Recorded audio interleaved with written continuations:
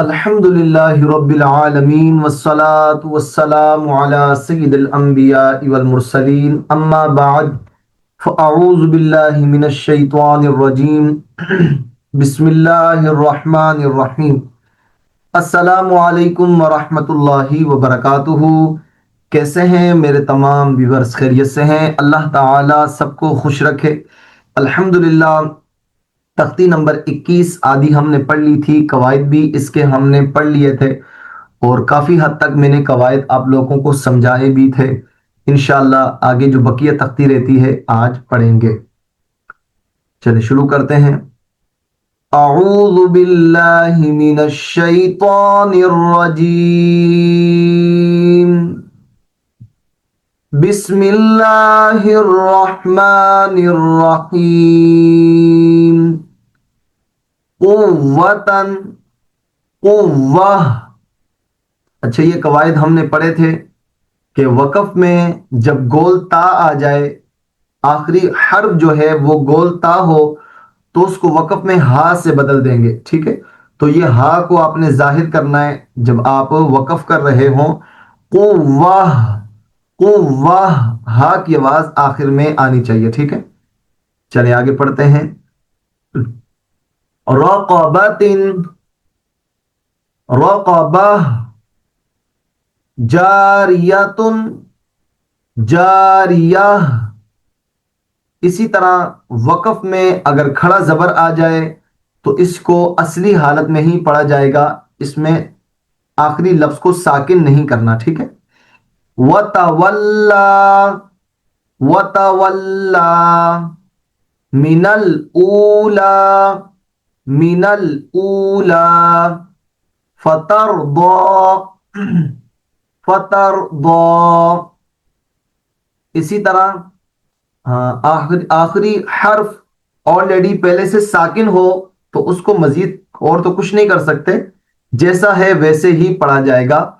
وانحر، اور وقف میں بھی وانحر۔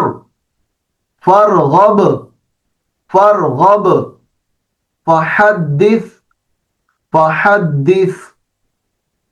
اسی طرح جہاں آپ وقف کر رہے ہوں آخری حرف حروف مدہ ہو، الف مدہ، واو مدہ، یا مدہ، تو وہ اصلی حالت میں ہی پڑھے جائیں گے۔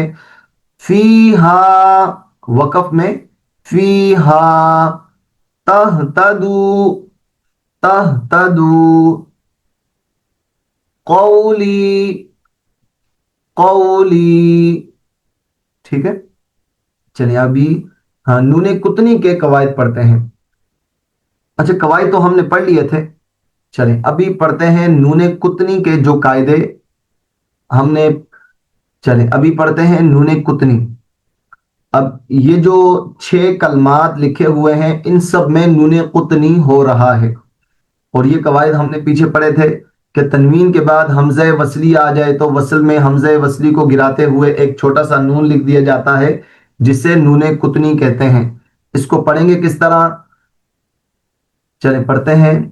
خیرن الوصیۃ، اور اگر اس میں آپ وقف کریں گے تو خیرا الوصیۃ، شیبن السماء، اور وقف میں شیبا السماء، منیب ادخلوها، منیب ادخلوها، مبین اقتلوا، مبین اقتلوا، قدیر الذی، قدیر الذی، خبیرا الذی، خبیرا الذی۔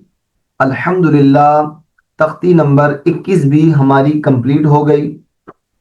اس کو بار بار پڑھیں، اس کی مشق کریں۔ بچوں کو اگر ویڈیوز دکھا رہے ہیں تو ان کو بار بار ریپیٹ کروائیں اور بار بار یہ ویڈیو دکھائیں، تو انشاءاللہ اللہ تعالیٰ نے چاہا تو بہتری آئے گی اور وقف کہاں کرنا چاہیے اس کا بھی پتہ لگ جائے گا۔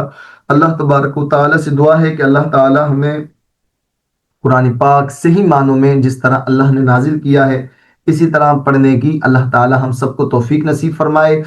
الحمدللہ یہ ہماری آخری تختی تھی، اور اگر آپ نے شروع کی ویڈیوز نہیں دیکھی تو آپ تمام ویڈیوز دیکھیں، بار بار دیکھیں، انشاءاللہ عز و جل اللہ تعالی نے چاہا تو آپ کا قاعدہ بہتر ہو جائے گا، ٹھیک ہو جائے گا، کیونکہ قاعدے کو بنیاد کہا جاتا ہے۔ قاعدہ اگر آپ کا جتنا مضبوط ہوگا اتنا ہی اچھا آپ کو قرآن پڑھنا آ جائے گا۔